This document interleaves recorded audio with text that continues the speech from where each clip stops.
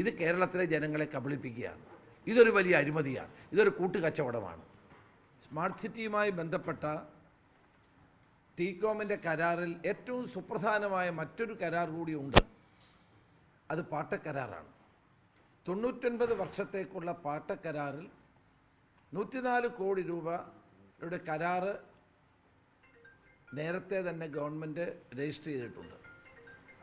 ആ പാട്ടക്കരാറിലെ വ്യവസ്ഥകൾ മുഴുവൻ ടീകോം ലംഘിച്ചിരിക്കുകയാണ്. അപ്പോൾ പാട്ടക്കരാറിലെ രേഖകൾ പരിശോധിച്ചാൽ ടീകോം പരിപൂർണമായും ഈ വ്യവസ്ഥകൾ ലംഘിച്ചു എന്ന് മനസ്സിലാക്കാൻ കഴിയും. വ്യവസായ മന്ത്രി പറഞ്ഞത് 100 കണക്കിന് ആളുകൾ ഭൂമിക്ക് വേണ്ടി കാത്തു നിൽക്കുകയാണെന്നാണ്.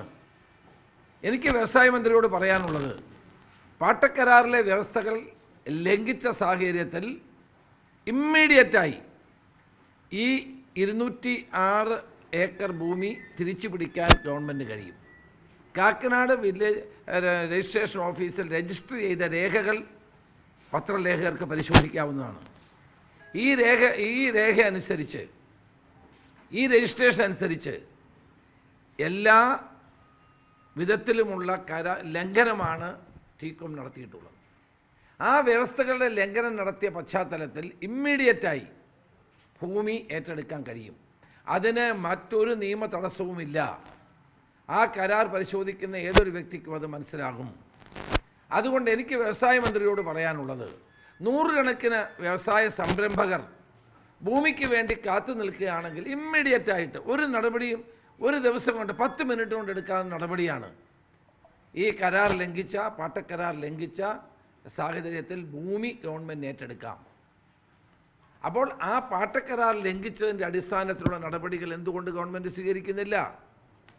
അതുപോലെ തന്നെ പ്രധാനപ്പെട്ട കരാറിൽ, ടീകോമുമായി കേരള ഗവൺമെൻറ് ഉണ്ടാക്കിയ കരാറിൽ വ്യവസ്ഥകൾ ലംഘിച്ചു കഴിഞ്ഞാൽ ഈ പാട്ടക്കരാർ റദ്ദാക്കാനും ഈ കരാറുകൾ മുഴുവൻ റദ്ദാക്കാനും ഇതിൻ്റെ അസറ്റുകൾ തിരിച്ചെടുക്കാനുമുള്ള അവകാശമുണ്ട്.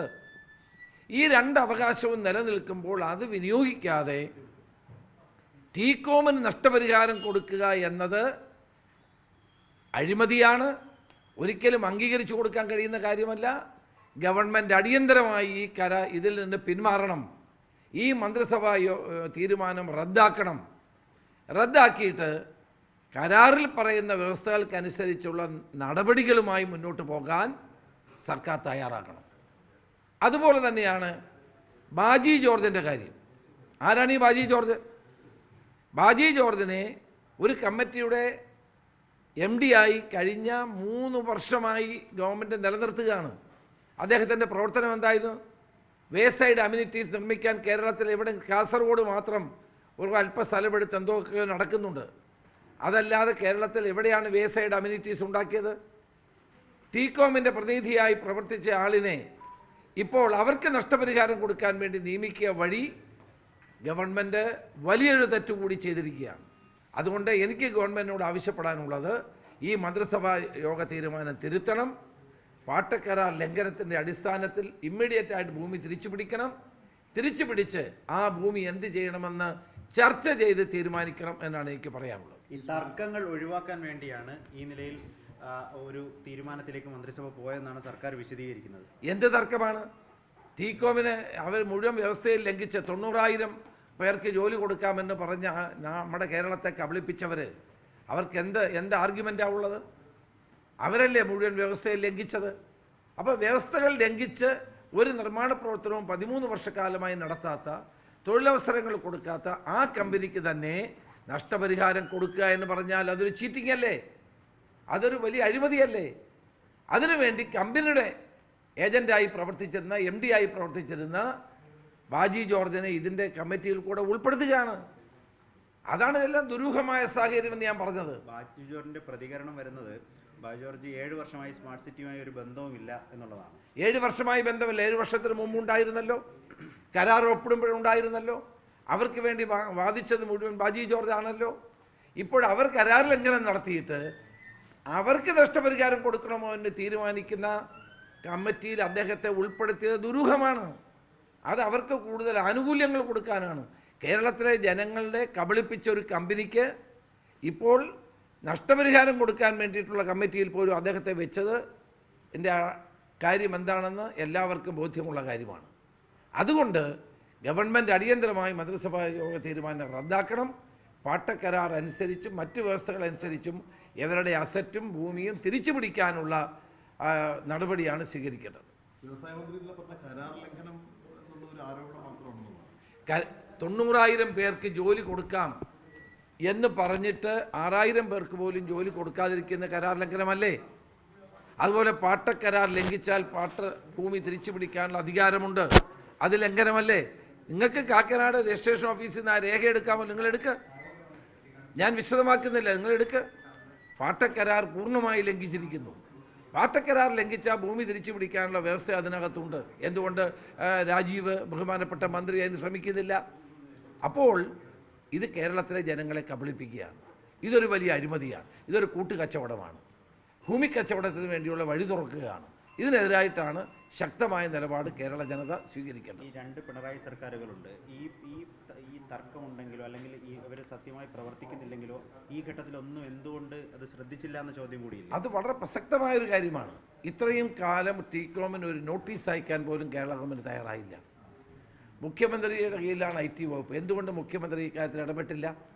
എന്തുകൊണ്ട് നോട്ടീസ് അയച്ചില്ല? എന്തുകൊണ്ട് ഇവരുടെ പ്രവർത്തനങ്ങൾ വിലയിരുത്തിയില്ല? കരാർ ലംഘനത്തെപ്പറ്റി എന്തുകൊണ്ട് സംസാരിച്ചില്ല? കെട്ടിട നിർമ്മാണം എന്തുകൊണ്ട് പൂർത്തിയായില്ല? IT കമ്പനികൾ എന്തുകൊണ്ട് വരുന്നില്ല എന്നുള്ളതിനെപ്പറ്റി വിലയിരുത്തിയില്ല?